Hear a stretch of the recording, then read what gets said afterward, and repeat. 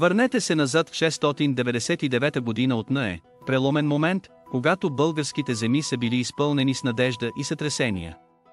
Под прозорливото ръководство на хан Аспарух младата държава започва да извайва своята идентичност в условията на променящи се съюзи и бурни граници.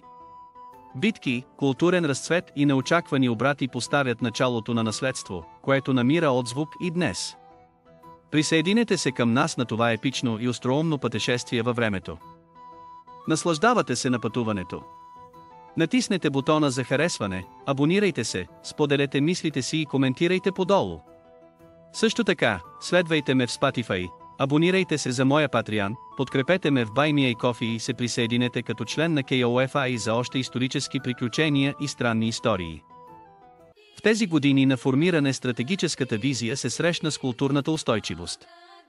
С настъпването на 699 година българската държава укрепва основите си, като смесва местните традиции с нови влияния. Укрепените селища и новаторските стратегии поставят основите на една държава във възход. Този динамичен период на изграждане на държавата не е бил само за бойните линии, той е бил за оформяне на колективна идентичност, която ще отекне през вековете. Хан Аспарух е архитектът на българската съдба.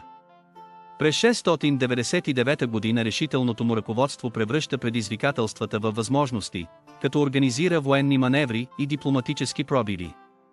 Неговите смели тактики и иноваторски стратегии не само осигуряват победи, но и вдъхват чувство на национална гордост. Станете свидетели на това как неговата визия и дързък дух поставят краягълния камък на наследство, което продължава да вдъхновява. 699 година от нея е година на драматични обрати, ожесточени сблъсъци на бойните полета, неочаквани съюзи и политически интриги, напомнящи съвременните шахматни игри. При сблъсъка на съперничещите си фракции се появяват в еднаква степен и хумор, и героизъм. Стратегическите сблъсъци се преплитат с моменти на остроумие, което показва, че дори в бурни времена устойчивостта и добрият смях могат да съществуват заедно по пътя към изграждането на нацията. Отвъд границите си възходът на България през 699 година от нея се развива сред мрежа от международни интриги. Съседи като аварите и хазарите, както и други европейски сили, били заети с прекрояването на собствените си съдби. Дипломатическите маневри, съперничеството и мимолетните съюзи създават динамична регионална мозайка. Днешната геополитика повтаря тези вековни игри на сила, предлагайки вечни уроци по стратегия и изкуство на държавното управление. Сред шума на битките през 699 година от нея се наблюдава и разцвет на културата и творчеството.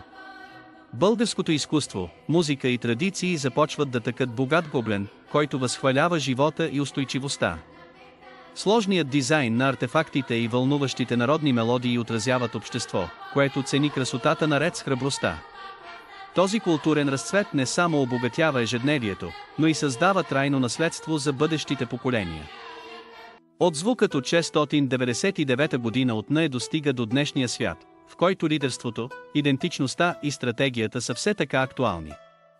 Подобно на съвременния политически шах, миналите съюзи и културни революции предлагат поразителни паралели с съвременните предизвикателства. Размишлявайки върху смелите решения и устойчивия дух, научаваме, че историята е набор от инструменти. Ако я изучаваме внимателно, можем да изградим по-умно и по-обединено бъдеще, без да повтаряме стари грешки. 699